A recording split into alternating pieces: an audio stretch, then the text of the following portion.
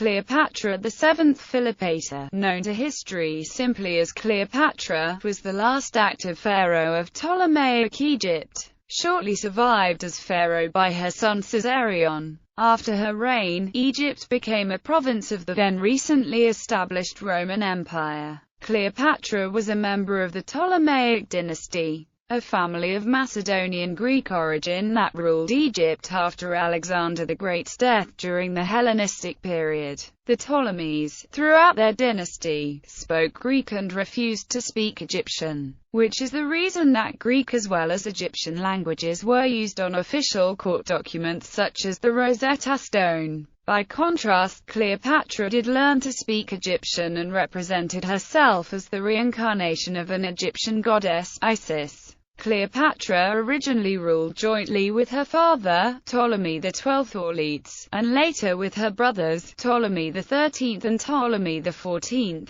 whom she married as per Egyptian custom, but eventually she became sole ruler. As pharaoh she consummated a liaison with Julius Caesar that solidified her grip on the throne. She later elevated her son with Caesar, Caesarion, to co-ruler in name. After Caesar's assassination in 44 BC, she aligned with Mark Antony in opposition to Caesar's legal heir, Gaius Julius Caesar Octavianus. With Antony, she bore the twins Cleopatra Selene II and Alexander Helios, and another son, Ptolemy Philadelphus. After losing the Battle of Actium to Octavian's forces, Antony committed suicide. Cleopatra followed suit. According to tradition, she killed herself by means of an ass bite on August 12, 30 BC. She was outlived by Caesarion, who was declared pharaoh by his supporters, but soon killed on Octavian's orders. Egypt then became the Roman province of Aegyptus. To this day, Cleopatra remains a source of perpetual fascination in Western culture. Her legacy survives in numerous works of art and many dramatizations of incidents from her life in literature and other media, including William Shakespeare's tragedy Antony and Cleopatra, George Bernard Shaw's play Caesar and Cleopatra, Jules Massenet's opera Cleopatra, and the 1963 film Cleopatra. Etymology of the name. The name Cleopatra is derived from the Greek name Kappa Lambda Epsilon Omicron Pi Alpha Tau Rho Alpha, which meant she who comes from glorious father, or glory of the father, in the feminine form. Derived from Kappa Lambda Epsilon Omicron Sigma, glory, combines with Pi Alpha Tau Eta Rho, father. Biography. Accession to the throne. The identity of Cleopatra's mother is unknown, but she is generally believed to be Cleopatra the Fifth Tryphena of Egypt, the sister or cousin and wife of Ptolemy XII Auletes, or possibly another Ptolemaic family member who was the daughter of Ptolemy X and Cleopatra Berenice III Philopator. If Cleopatra V was not the daughter of Ptolemy X and Berenice III, Cleopatra's father Auletes was a direct descendant of Alexander the Great's general, Ptolemy I Soter, son of Arsinoe and Lagus, both of Macedon. Centralization of power and corruption led to uprisings in and the losses of Cyprus and Cyrenaica, making Ptolemy XII's reign one of the most calamitous of the dynasty. When Ptolemy went to Rome with Cleopatra, Cleopatra VI Tryphena seized the crown but died shortly afterwards in suspicious circumstances. It is believed, though not proven by historical sources, that Berenice IV poisoned her so she could assume sole rulership. Regardless of the cause, she ruled until Ptolemy Auletes returned in 55 BC, with Roman support, capturing Alexandria aided by Roman general Aulus Gabinius. Berenice was imprisoned and executed shortly afterwards, her head allegedly being sent to the royal court on the decree of her father, the king. Cleopatra, now, at age 14, became joint regent and deputy to her father, although her power would have been severely limited. Ptolemy XII died in March 51 BC. His will made 18-year-old Cleopatra and her brother, 10-year-old Ptolemy XIII, joint monarchs. The first 3 years of their reign were difficult due to economic failures, famine, deficient floods of the Nile, and political conflicts. Although Cleopatra was married to her young brother, she quickly made it clear that she had no intention of sharing power with him. In August 51 BC, relations between Cleopatra and Ptolemy completely broke down. Cleopatra dropped Ptolemy's name from official documents and her face alone appeared on coins, which went against Ptolemaic tradition of female rulers being subordinate to male co-rulers. In 50 BC, Cleopatra came into serious conflict with the Gabiniani, powerful Roman troops of Aulus Gabinius who had left them in Egypt to protect Ptolemy XII after his restoration to the throne in 55 BC. The Gabiniani killed the sons of the Roman governor of Syria, Marcus Calpurnius Bibulus, when they came to ask for their assistance for their father against the Parthians. Cleopatra handed the murderers over in chains to Bibulus, whereupon the Gabiniani became bitter enemies of the queen. This conflict was one of the main causes of Cleopatra's fall from power shortly afterward. The sole reign of Cleopatra was finally ended by a cabal of courtiers, led by the eunuch Pothinus, in connection with a half-Greek general, Achaeus, and Theodotus of Chios. Circa 48 BC, Cleopatra's younger brother Ptolemy XIII became sole ruler. Cleopatra tried to raise a rebellion around Pelusium, but was soon forced to flee with her only remaining sister, Arsinoe. Relations with Rome. Assassination of Pompey. While Cleopatra was in exile, Pompey became embroiled in the Roman Civil War. After his defeat of the Battle of Pharsalus, in the autumn of 48 BC, Pompey fled from the forces of Caesar to Alexandria, seeking sanctuary.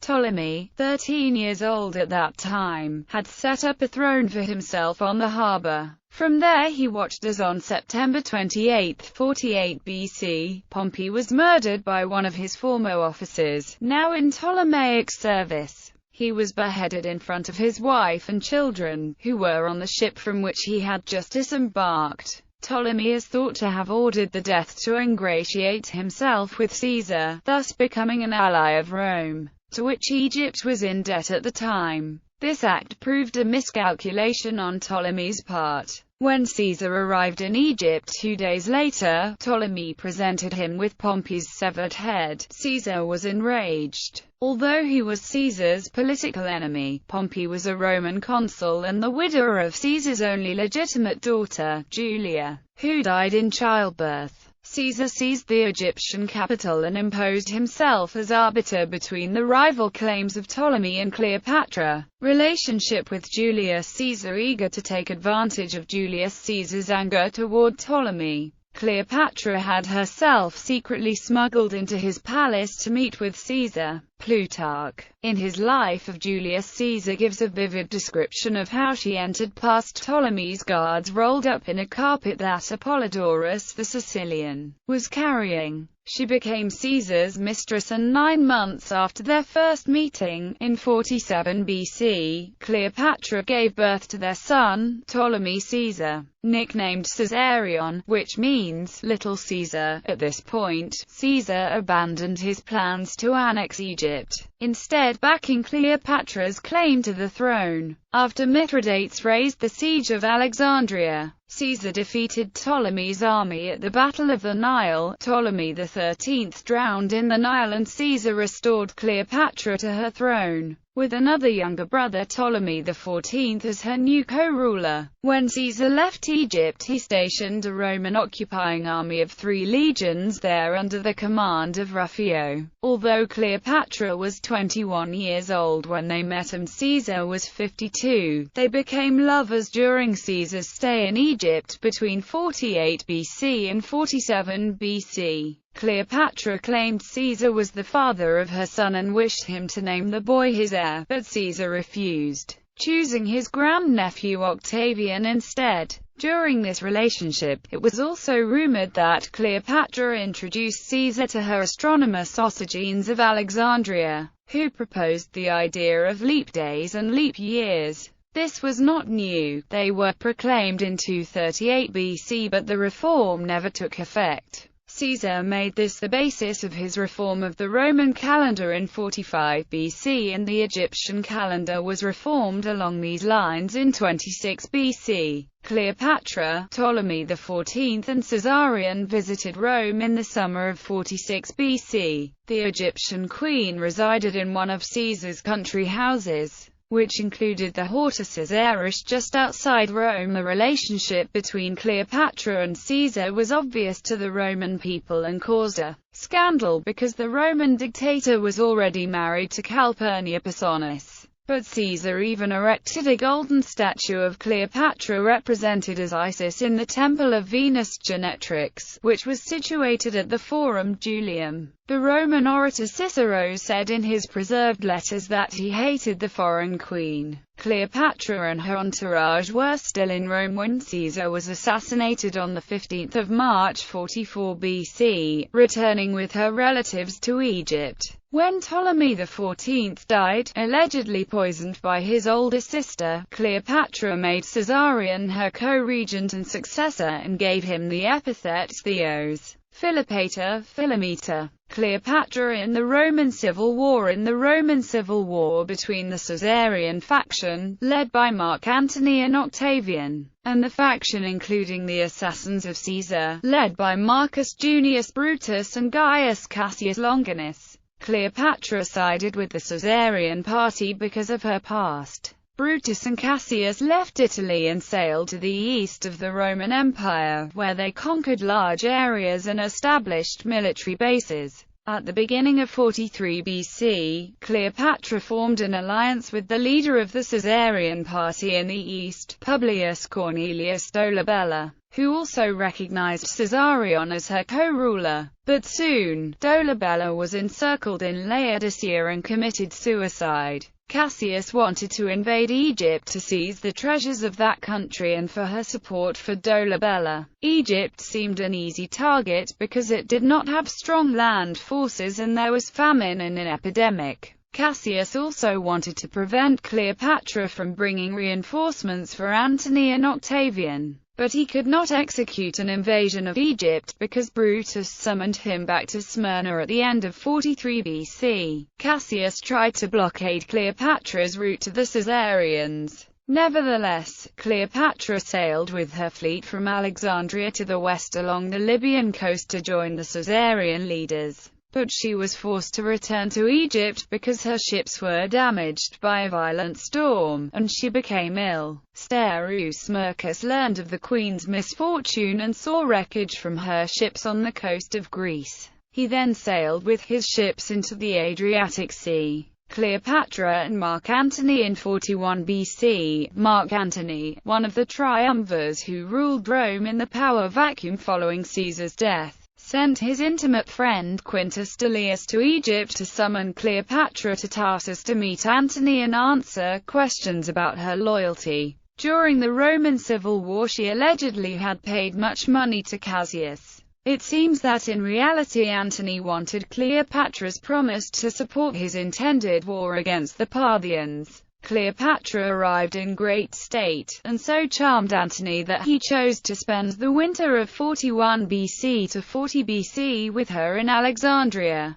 To safeguard herself in Caesarion, she had Antony ordered the death of her sister Arsinoe, who had been banished to the Temple of Artemis in Roman-controlled Ephesus for her role in leading the siege of Alexandria. The execution was carried out in 41 BC on the steps of the temple, and this violation of temple sanctuary scandalized Rome. Cleopatra also retrieved her strategos of Cyprus, Serapion, who had supported Cassius against her wishes. On 25 December 40 BC, Cleopatra gave birth to twins fathered by Antony, Alexander Helios and Cleopatra Selene II. 4 years later, Antony visited Alexandria again en route to make war with the Parthians. He renewed his relationship with Cleopatra, and from this point on, Alexandria was his home. He married Cleopatra according to the Egyptian rite, although he was at the time married to Octavia Minor, sister of his fellow triumvir Octavian. He and Cleopatra had another child, Ptolemy Philadelphus.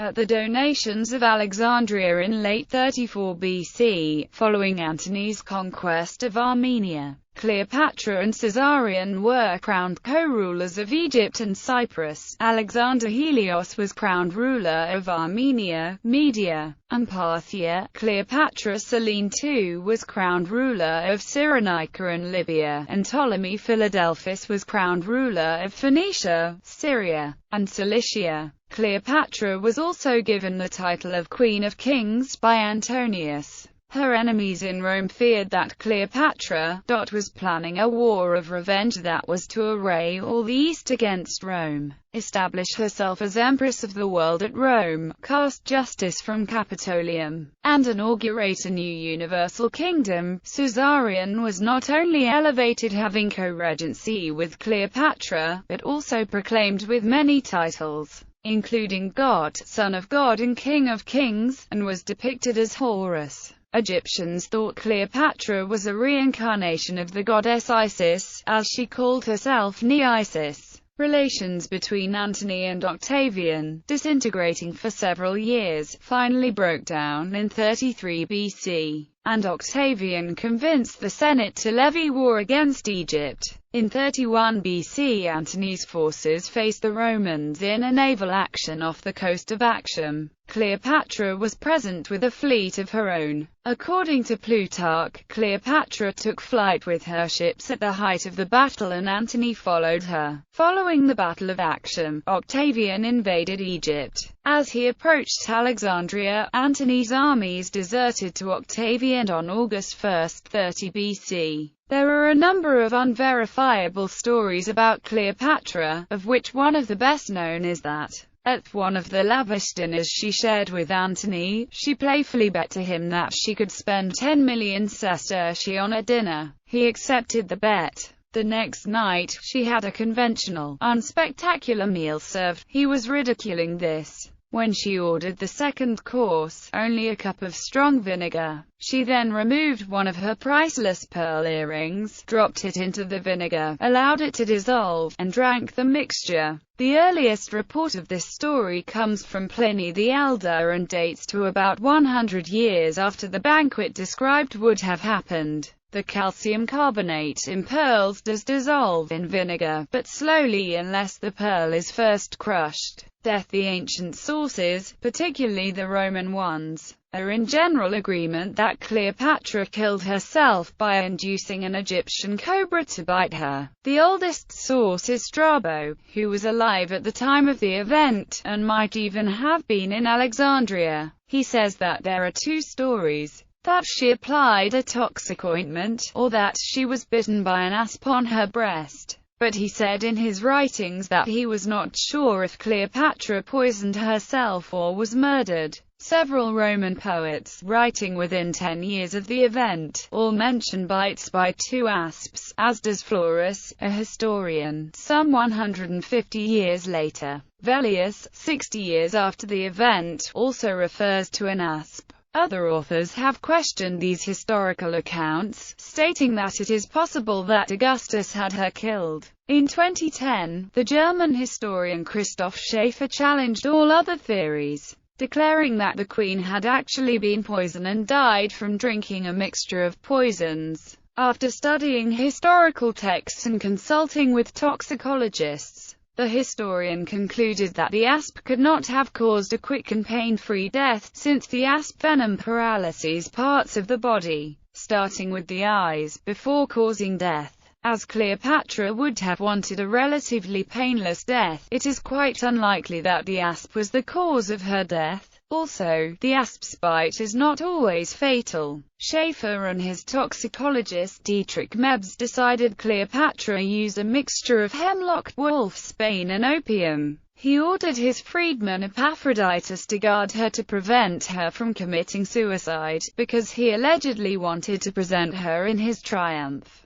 But Cleopatra was able to deceive Epaphroditus and kill herself nevertheless. Plutarch states that she was found dead, her handmaiden Iris dying at her feet, and another handmaiden, Charmian, adjusting her crown before she herself fell. He then goes on to state that an asp was concealed in a basket of figs that was brought to her by a rustic, and, finding it after eating a few figs, she held out her arm for it to bite. Other stories state that it was hidden in a vase, and that she poked it with a spindle until it got angry enough to bite her on the arm. Finally, he indicates that in Octavian's triumphal march back in Rome, an effigy of Cleopatra that had an asp clinging to it was part of the parade. Suetonius, writing about the same time as Plutarch, also says Cleopatra died from an asp bite. Although classical sources say that Cleopatra was bitten on the arm, she is more usually depicted in medieval and Renaissance iconography with asps at her breast, a tradition followed by Shakespeare.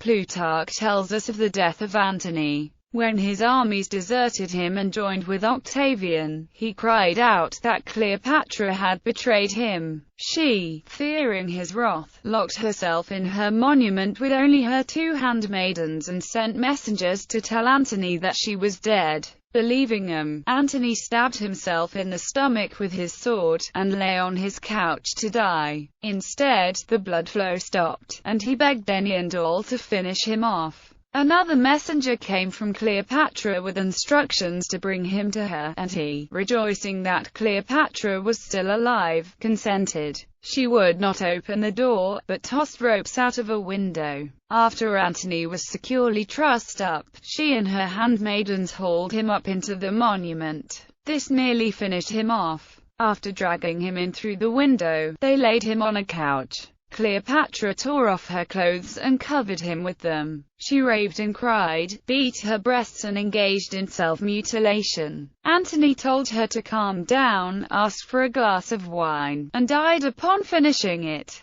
The site of their mausoleum is uncertain, though the Egyptian Antiquities Service believes it is in or near the Temple of Tarposiris Magna, southwest of Alexandria. Cleopatra's son by Caesar, Caesarion, was proclaimed pharaoh by the Egyptians, after Alexandria fell to Octavian. Caesarion was captured and killed, his fate reportedly sealed when one of Octavian's advisors paraphrased Homer, "It is bad to have too many Caesars." This ended not just the Hellenistic line of Egyptian pharaohs, but the line of all Egyptian pharaohs. The 3 children of Cleopatra and Antony were spared and taken back to Rome, where they were taken care of by Antony's wife, Octavia Minor. The daughter, Cleopatra Selene, was married through arrangements of Octavian to Juba II of Mauritania.